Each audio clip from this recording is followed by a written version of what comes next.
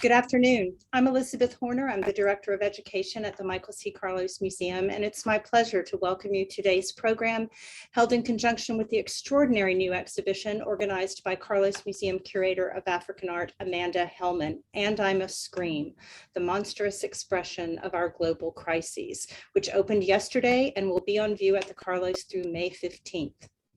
This thought-provoking exhibition features work by 10 local, national, and international contemporary artists who employ monstrous, grotesque, and humanoid figures and forms to engage 5 themes: corruption and human rights violations, displacement, environmental destruction, pandemic, and renewal. We have been fortunate to host one of these artists for the last 10 days as he created a new work in the galleries, especially for the exhibition. Ganzeer is an Egyptian-born artist who gained international recognition for his series of Cairo street murals in the wake of the 2011 Egyptian revolution, but is equally well known for his paintings, pamphlets, installations, and graphic novels like The Solar Grid. I am happy to turn the Zoom screen over to Amanda and Ganzeer for a conversation about how the mural he created for And I Must Scream fits into his larger body of work and why she felt his art was essential for this exhibition. Ganzeer, thank you and welcome. Thanks for having me. It's such a pleasure. Thanks, Elizabeth. And this is sort of the closing engagement for Ganzeer. He's been here for about a week and a half. He's done a lot of work in that time. And so I'm really excited to do this sort of capstone program with him. I'm very aware that most of you have not seen the exhibition yet because it just opened yesterday. So I'm kind of sensitive to that, and we're going to think about really focus on Ganzeer's work. And I think that it'll start to fit into context as you come and visit the museum. But I wonder, Ganzeer, if you could tell us a little bit about Macabre by Design, just to get us started and give a little context to everybody listening. Yeah, sure. The mural was, generally speaking, I think I do like it when the work I'm creating is very much kind of informed by all the circumstances and conditions within which it is created. So in this particular context, the form of the wall, the fact that it's kind of a gateway, a doorway that you pass through, and it's not just like a big one big solid wall, did draw my attention. It just made me think of kind of ancient Egyptian temples, really, where you do have that, typically you have kind of a winged sun disk depicted above the gateways as you enter through. And so I knew I wanted to use that motif. The image that came to mind was, which maybe isn't like so clear from this view, but if you look closely, you'll see there are 2 colors. There's kind of like a greenish kind of ghost image under the black and white illustration above the gateway, and so the greenish one is a depiction of Khalid Said, who was brutally murdered by police prior to the January 2011 uprising. I believe it was 2010 when this happened. And then that's kind of juxtaposed against the image of him later, like post brutalization, which was another image that was kind of disseminated quite popular, quite massively, amongst people, especially over the internet. And one of the impetuses, that led to the uprising. And you know, I kind of, I guess I did want to kind of almost reduce that disfiguration into a kind of almost iconic sort of line art, for lack of a better term. And for me, it's sort of like it's a rather apt visual equivalent of the close to mythologizing that happened to that took place around Khalid's figure during that time. And then the other image or series of images. So it started with so I guess, I don't know, kind of like I guess it was kind of a coincidence that around the same time I came across the image of a toddler's skull, where you do see kind of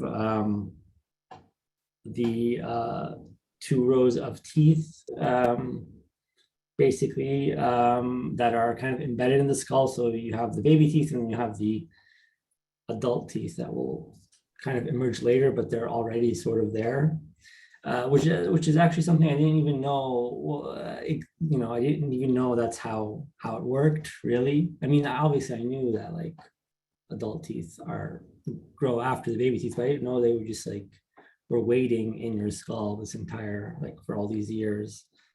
And so and you know, that image kind of just came around the same time that I was thinking about this wall and this mural, that I was thinking about the image of Khalid Said and his disfiguration.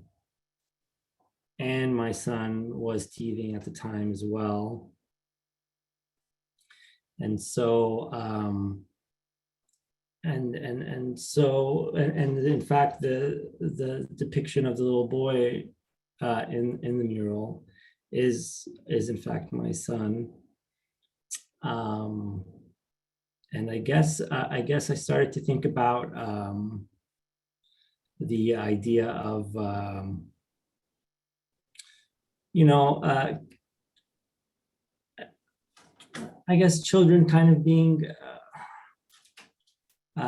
prepared for adulthood in a sense, but also at the same time almost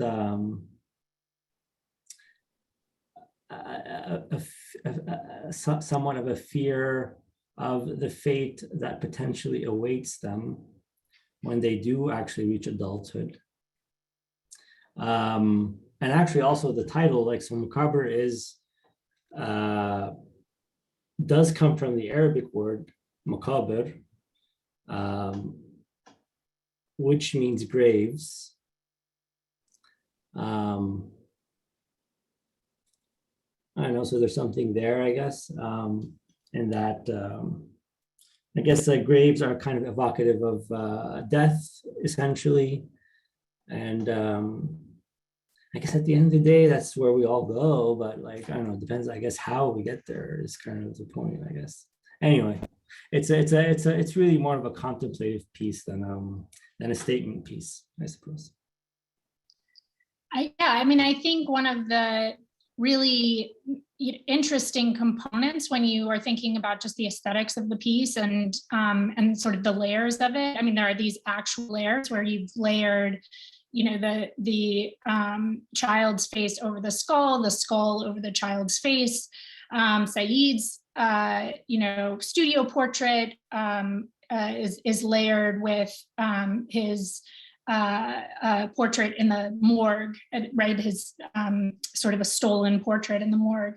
And it's in a sense, to me, this sort of juxtaposition of the sort of innocent with the macabre that feels so horrifying and terrifying. And you know, you start to see those kind of layers of the innocent and all of the ways in which the innocent can almost be corrupted, and that it's perhaps corrupted from the beginning, right? That it's embedded in there in you in some way. So I think it really fits in the space really wonderfully. We first spoke in 2019, and the main concept of the exhibition had been set. And for me, because I followed your street art for a long time, and even just the murals that you started to do in different spaces, I sort of wanted to give you this gateway into the rest of the show. And we built in the museum, we built these panels that ultimately are, how big are they? Like 7 feet by 15 feet-ish. So it's a pretty vast space that you really covered. And I think, especially with the lighting, it has this very, powerful impact in that space where you kind of can rest a little bit because it's open. It's not layered quite as much as, some of the other pieces, but it's also quite dark when you're actually looking at the individual imagery. Yeah, for sure. I thought that was important for the piece, for it to for its visual cues, so to speak, to be quite focused and not diluted, I suppose, under too many. It had to be just the right layers. I felt like for this one. So when we spoke in 2019, and really, even that blurb that Elizabeth said was kind of the written concept of the show. I wonder, and I'm ultimately going to ask how you see this work fits into your body of work. But I guess I wonder what attracted you to this project, to this concept, and how has it at all helped you develop kind of your ideas around these ideas of the way in which governmental corruption and displacement and human rights violations and the pandemic and environmental destruction are kind of all interconnected? Yeah, I mean, I guess you might say that there was this particular phase I went through where a lot of the work was very kind of outward, socially focused in an outward sense, if you will. And then I think in recent years, it's become, generally speaking, it's gotten a bit more internal, but still internal in relation to I guess society and politics and the world around us. But because, again, I guess as individuals, we don't really exist in a vacuum, right? So this is definitely falls in the category of the latter, my more personal works, I would say. I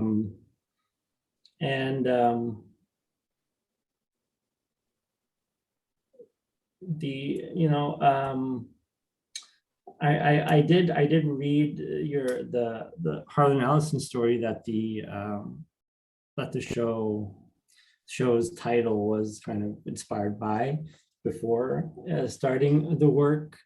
And so, the motif that I was like, I guess that struck me in the story is how, there are these characters who their bodies are essentially doing things that they don't necessarily want them to do, right?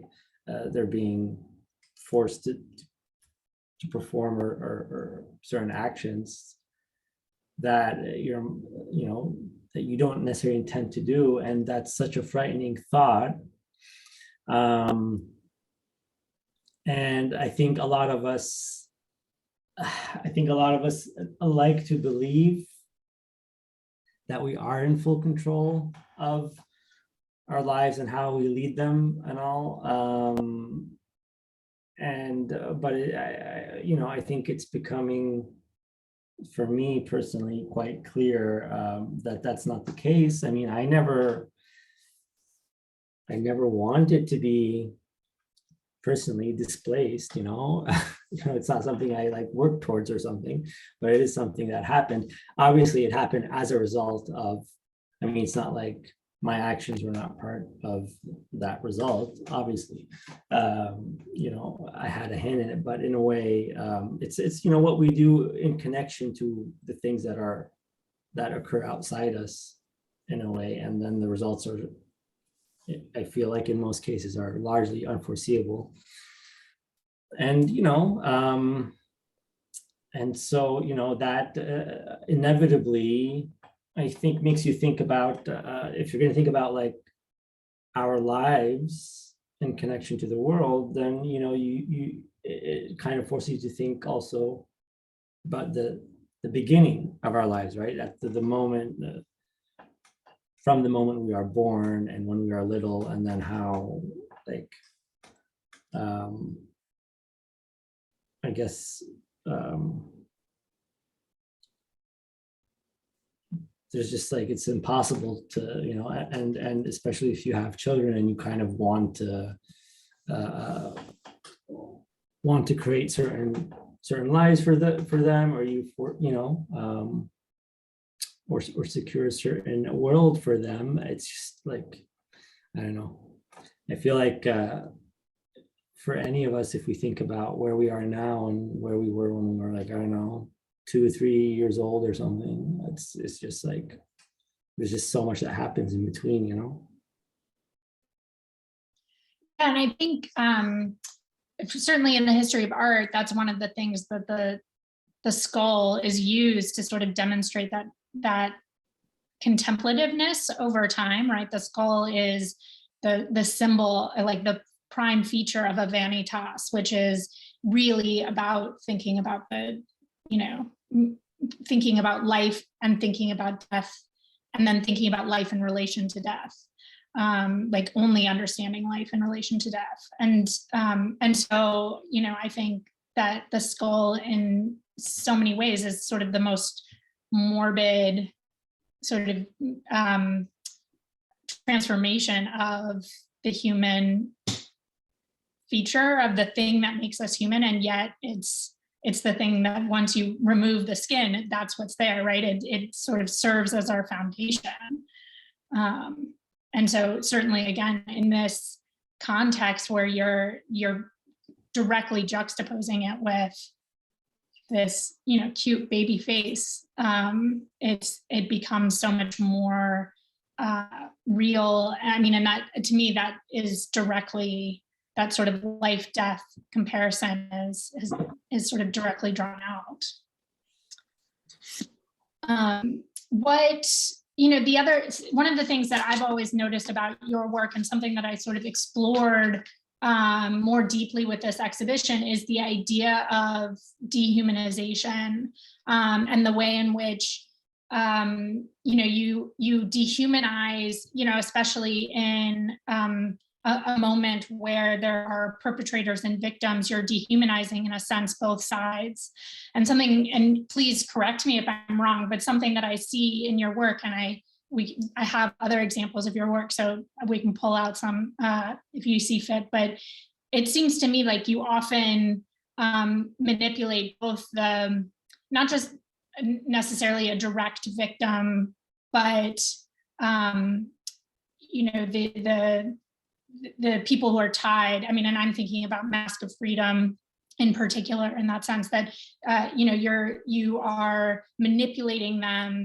They're almost less human in a sense, and not but also when you're depicting the perpetrators, they're also manipulating them in a way that is thinking about you're dehumanizing. But when you dehumanize, what you're doing in a sense is recognizing their humanity, right? That Saeed is, his disfigurement is monstrous and horrifying, but in that you see also how this happened to a human.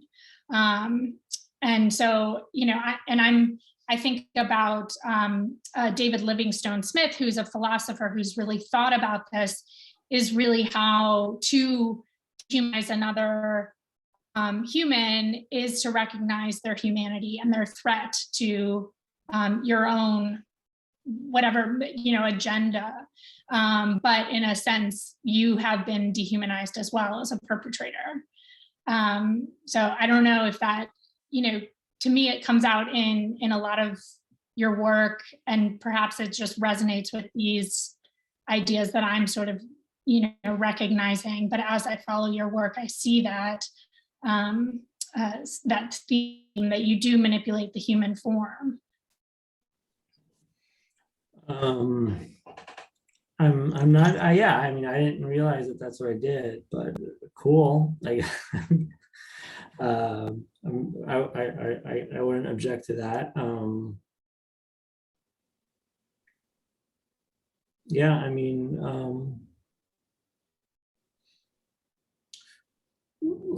for me,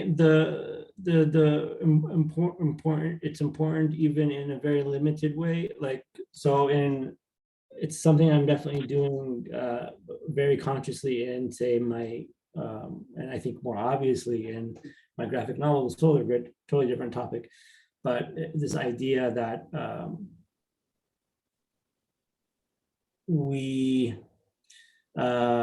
this idea that we're so used to seeing types of people, archetypes, if you will, or just people in general, kind of reduced to kind of these 2D, almost cartoonish figures, like good is 100% good, evil is 100% evil, and they're malicious and they have evil intentions, and then good people are just like these pure, extremely good, fighting for good, and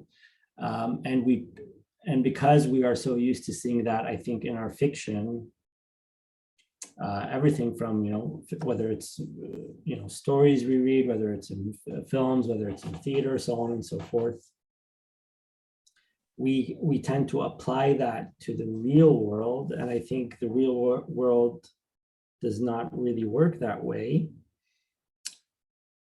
And it's everyone's character is incredibly spotty, right?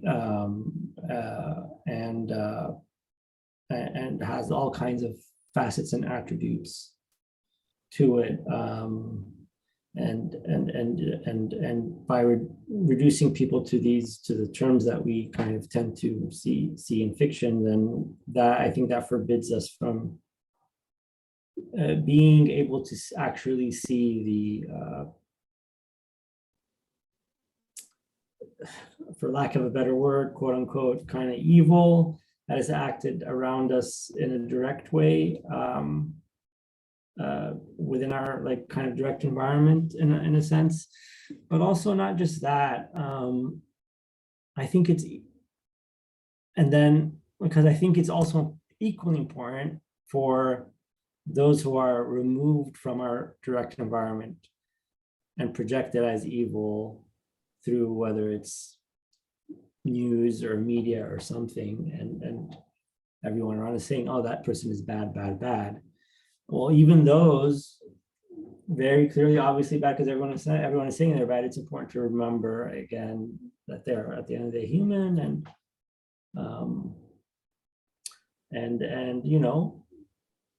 they had lives. They were at one point children, and they went to school. Maybe they were bullied. This is, they get hungry, they get thirsty. It's just like everything that all of us as human beings deal with. So I guess maybe some of that, less explicitly finds its way a little bit into the art that I do, that is kind of divorced from narrative, unlike the graphic novel. The idea that maybe there is no such thing as pure evil and pure good, and it's just a matter of people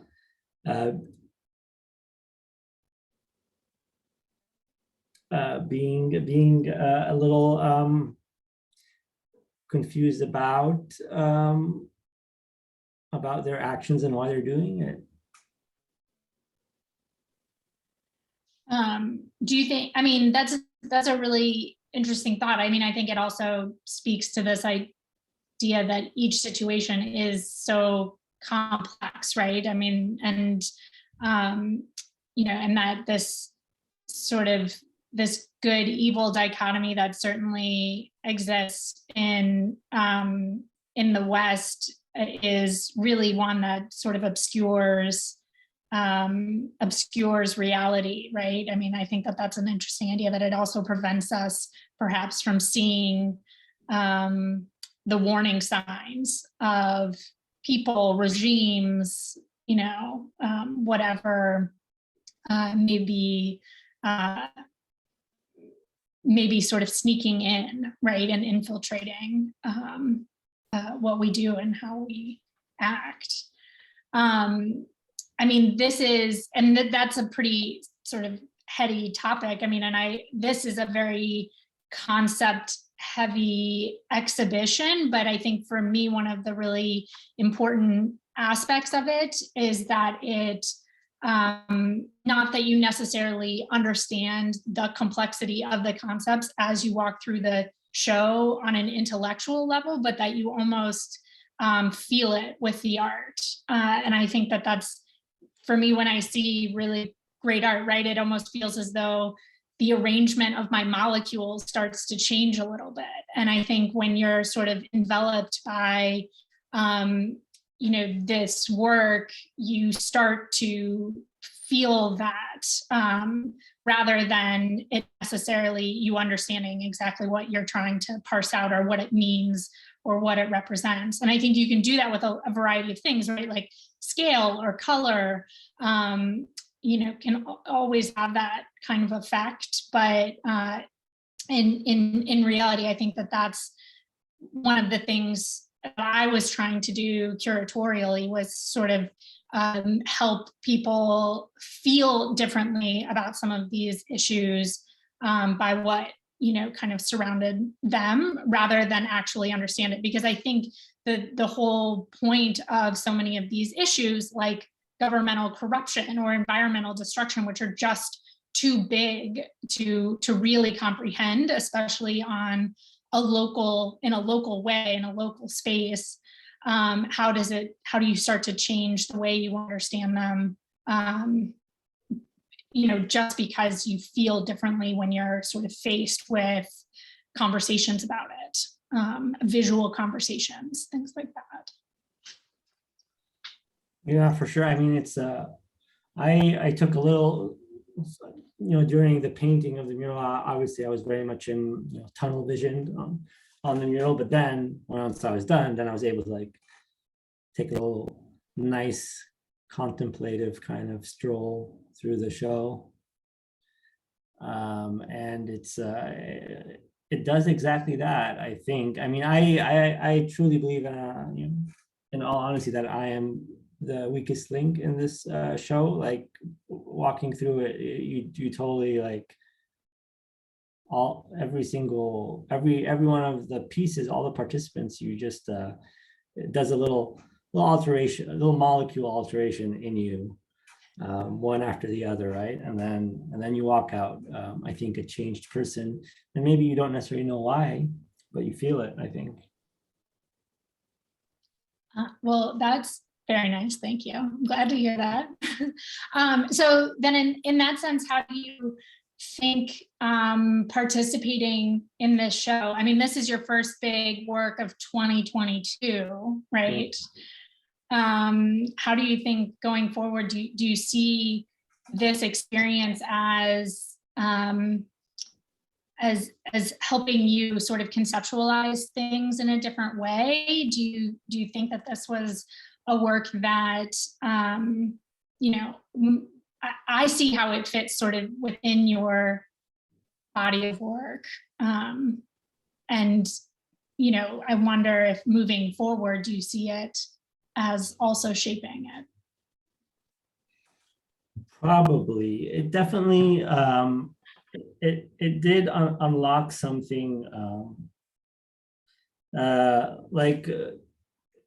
conceptually aside, definitely visually, right? So visually for me,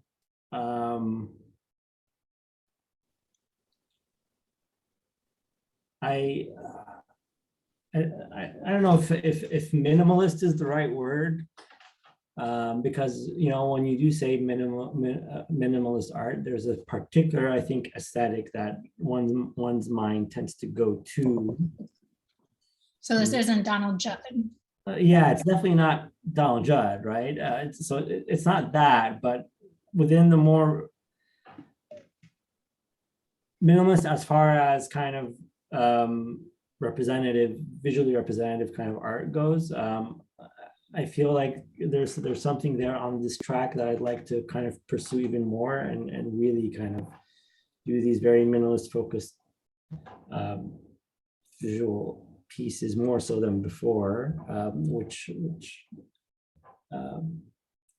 maybe weren't maybe there is a trajectory there that I'm not aware of, but I don't know, there's something there. Like I like this idea of really limiting the colors a lot, and I mean, I'm sure this is also the trajectory of kind of going a bit more inward and doing works that are exploring kind of the personal in connection with the outside world, and not just look at the outside world without my person kind of being involved in a sense. I feel like before, in the past, I used to think that there was something very egotistical about doing going internally, and I used to think like, well, you're not important. Why does that matter? And now it's not that I think I'm more important, but it's I think it allows the viewer possibly to relate personally to the issue that you want to talk about as well, in a way, in a sense. So speaking of that, I might show a few of your earlier pieces, if that's okay. Yeah, for sure. And so if we just start with, this is the first work of yours that I saw, The Mask of Freedom. And it's something that stuck with me, again, for a variety of ways, because there is, on the one hand, like, it's not specifically dehumanizing somebody, but at the same time, it's very much used in the way that it's, you're muzzling freedom in a sense. But I also have seen this figure pop up over and over again, but also in some of your works where it is about you, right? I don't know if you want to talk a little bit about that, come up again, or what, how you presented this, or how you've used it subsequently. Yeah, I mean, such a long time ago, it's but I did read a review recently that mentioned this work as being interesting in its criticism, I suppose, because on one hand, there is a bit of a humor there, although some dark humor, sure. And I do believe in the power of humor in talking about dark things. So that's definitely there. And then I think also it's sort of like for a lot of people who saw it, it does have a obviously it draws from kind of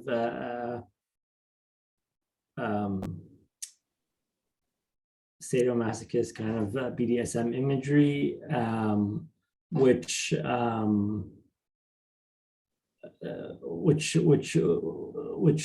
is not kind of used so publicly and popularly on the streets of Cairo necessarily, and I guess that had a bit of an impact as well.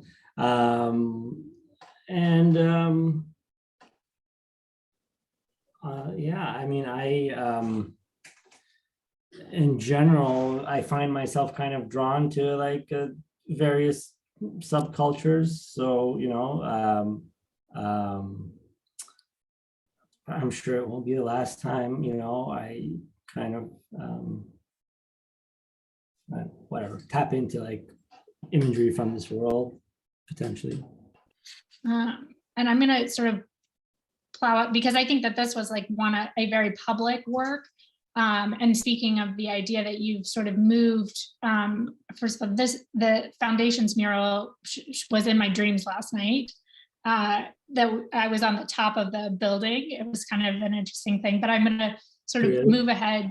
Yeah, thinking about this work. And then I thought maybe we would open it up to a few questions as well, because this is a much more recent work.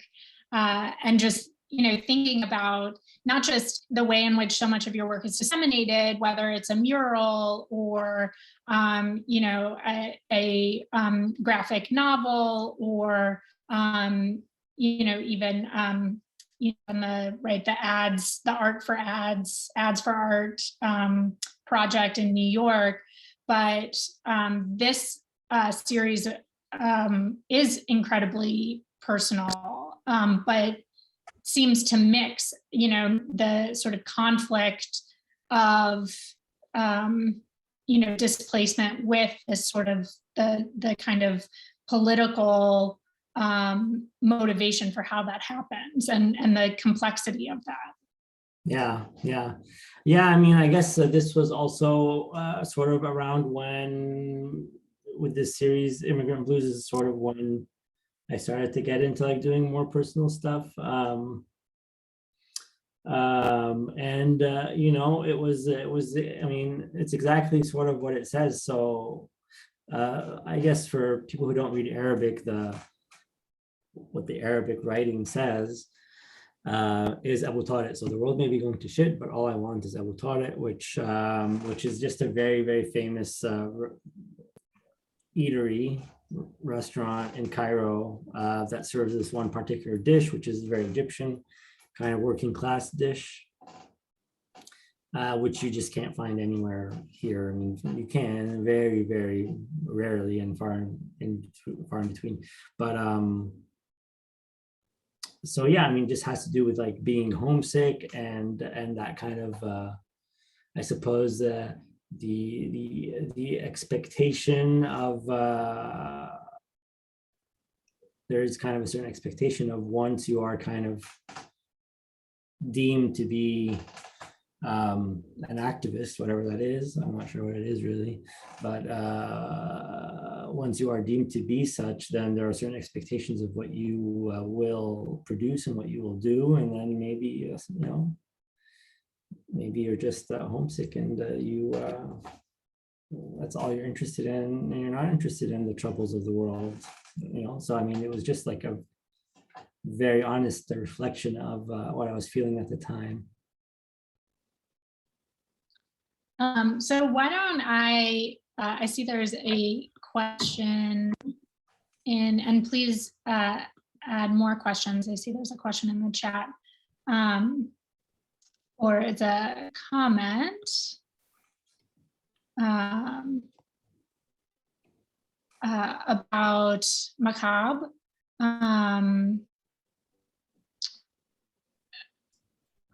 So it's, and I'm not sure if everyone can see the Q&A, so that's something you can direct you to.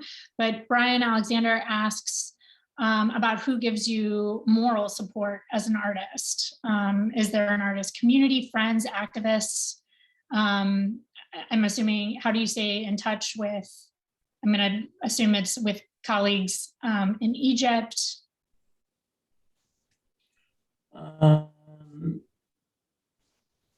You know, not really. I'm not sure.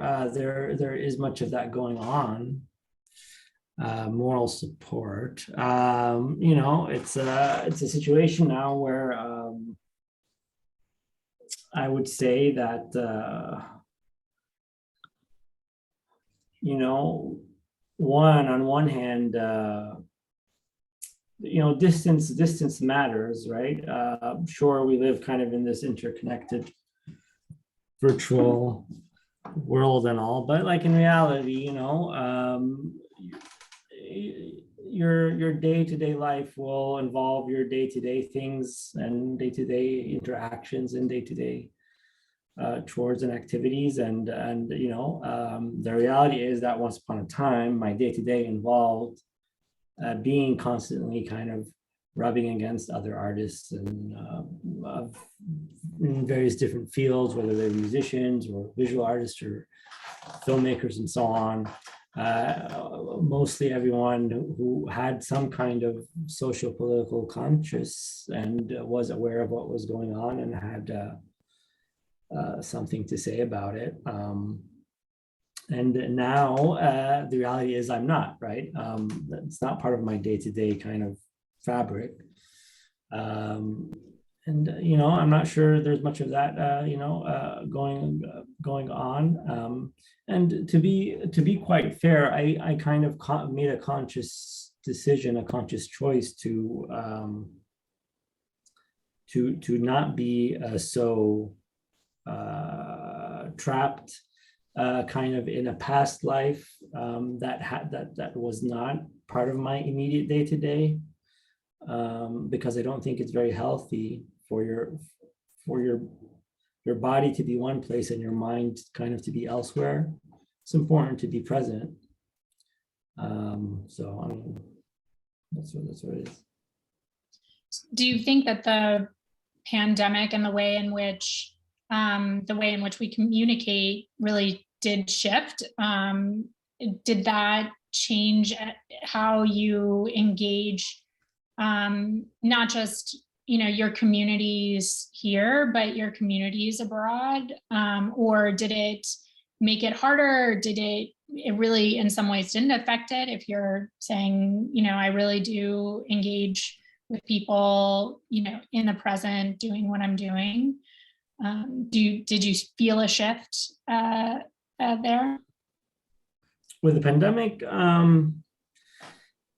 not really. I mean, you know, as as an artist, you spend many hours in solitude anyway, working on stuff. So when everyone was kind of freaking out, oh my God, I'm not going to go to work and I'm going to work from home. Like, well, I've been doing that for like 20 some years, you know. So it didn't really change actually much for me, you know. And I mean, every once in a while, you know, I will like get on a Zoom call with someone I haven't spoken to in a long time, but it's not like, you know, it's not like we have like weekly kind of Zoom meetings or weekly happy hour type things, which sounds like it would be a nice thing to do, I guess, but it just isn't the reality. It's not what happens. Sort of changing topics, where, you know, there was so much going on in such a, and maybe it didn't feel like this at the moment, but so much change happening in terms of government in Egypt, you know, from the start of the revolution, you know, to the time you left. And then when you came to the US in, was it 2014, 2015, there was this sort of new political chaos that was maybe not emerging, maybe it was always there in a sense, but sort of being cracked open. And it seems like you sort of jumped right in to participate in the discourse. And I'm wondering, I'm going to see what I have in way of images that relate specifically to this. I mean, this is one from 2016.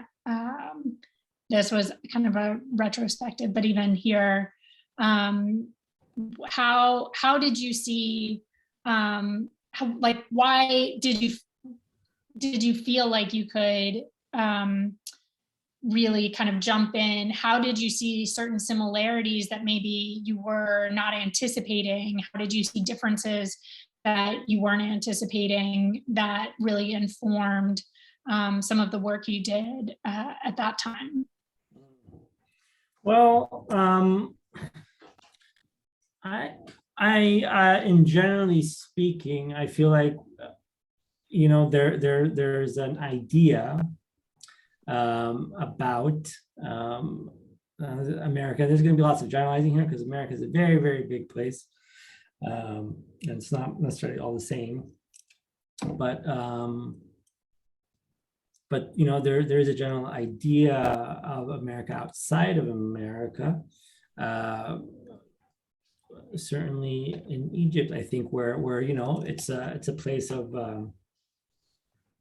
you know, of freedom and opportunity, and you know, you could sort of like go off and do your own thing, and there's no such thing as being weird, I suppose. When in fact, I suppose you might say I was very much struck by how very conformist I feel America came off to me, in a way where, you know, at the end of the day, people lead very, it seems like the trajectory of people's lives kind of just follow a very, for lack of a better word, somewhat of a boring pattern. You know, you go to school, probably, you know, you grow up someplace like likely in the suburbs somewhere. You go to school, you know, you go to college afterwards, try and get a job at likely a mega corporation or some company of some kind, and find a girl, get married, buy a house, have some kids. Rinse and repeat, you know, it's just, that's it. And no, it doesn't seem like I didn't get a sense that there are any aspirations for, it's very rare when you find any aspirations outside of that mold. And it seems like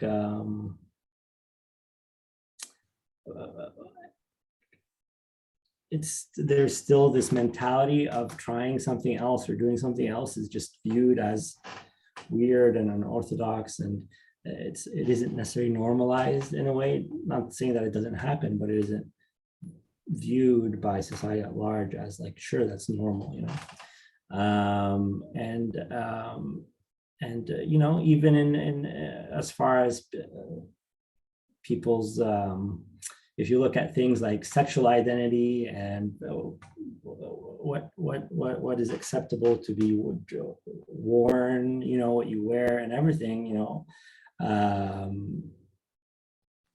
it's all these things exist in these extreme subcultures, and there's a sort of acknowledgement that the subcultures exist, but it's not normalized. I feel where it's still seen that the norm is to do this, and the not normal is to do whatever that is. I know. So these were things kind of that struck me about America that felt that basically made me feel like I could kind of sort of reuse this Mask of Freedom motif within the American context. What came to mind is the idea of chrononormativity, which I was just reading. It's a concept by Elizabeth Freeman for another work that I was writing about. And, you know, I couldn't think of a more academic term than chrononormativity, but it's, you know, sort of speaking to exactly what you're talking about, that there's this sort of timeline and framework that everybody is, you know, socially subjected to. And And it becomes, it sort of happens to you whether or not you think you're participating in this, whether it's the sort of pressure to, settle down, get a job, get married, have kids, build your retirement fund, all of these things that we sort of understand as, expected, even if it's in this sort of larger way that we didn't even see those sort of pressures. And what happens when you start to deviate from those chrononormative pressures, that it becomes incredibly hard, even if you are confident in your decision, to not, in a sense, be impacted by it in a certain way. And I think, certainly in America, and you see it, whether it's, but this is probably a generalization that, is almost universal, that, you're getting it subliminally, in so many different ways, that it becomes really hard to kind of break free from that mentality that you are somehow deviating from chrononormativity, even if you intend to do so, right? That you're still comparing it to a normal sort of approach to how you structure your life. That's absolutely right. Yeah, I agree. So Brian asks another question. Ganzeer, is there an artist in any medium who lights you on fire these days?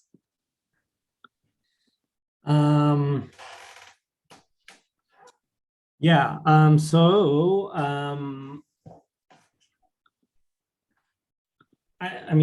lot, right? So I'm gonna just like give you maybe 3 kind of very concise answers. And this changes every day because I just love looking at everything. But film, Adam McKay recently, because he had done Don't Look Up, which I think is like the most brilliant movie of the past decade. And visual art, I am completely enamored by Amy's work, who's in the exhibition, and I'm a Scream, our exhibition. I'm just like so captivated and puzzled and agonized by it in so many ways. It's like so amazing. And musically, actually, there's a friend of mine who goes by the name Digit, D-I-G-I-T, who makes this some really great, very minimal kind of sound music things. Like you could find him online and on Spotify and everywhere. And I just love what he does.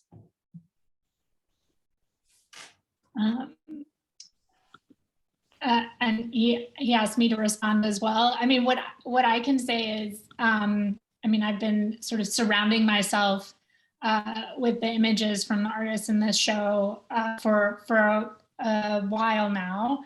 I've been working on this show for about 3 years. And I think selfishly, I was sort of creating an exhibition for myself, that I really was enticed by some of these artists that I wanted to work with and connect to and, put in conversation with other ideas. So I can easily say, and I can go back to that first slide where you see everyone's name, but that I really was thinking about all of these artists. Again, Ganzeer's work is work that I've been following for, over a decade at this point, that I've taught in classes. And so it for me, it was a real pleasure to get to work with him and just to be a part of his process and have conversations like this, but this is sort of one of many conversations that we've had including one on Thursday that has already been recorded, but it's us in the gallery. So, I think that these are sort of the artists that I feel are speaking to the issues that are kind of most pressing and most relevant. And again, I don't think that, viewing any of the work in isolation or thinking about any of the ideas that we sort of attack in this exhibition is useful, but really seeing the way in which they speak to everyone else's work. I mean, I think that front gallery is perhaps one of the strongest galleries in the show, with Ganzeer's work, the Medries, who's a Tunisian artist, and Steve Bandoma's drawings as well. I mean, they just speak so beautifully to each other. So I think that that's really amazing. Elizabeth put the link for Thursday's talk in the chat, so that's kind of that's fabulous. Everyone should join us then as well. So if there are no further questions, Ganzeer is getting picked up by his rideshare shortly and is headed back to Houston today. It really has been such a pleasure to spend time with him in the galleries the last week and a half.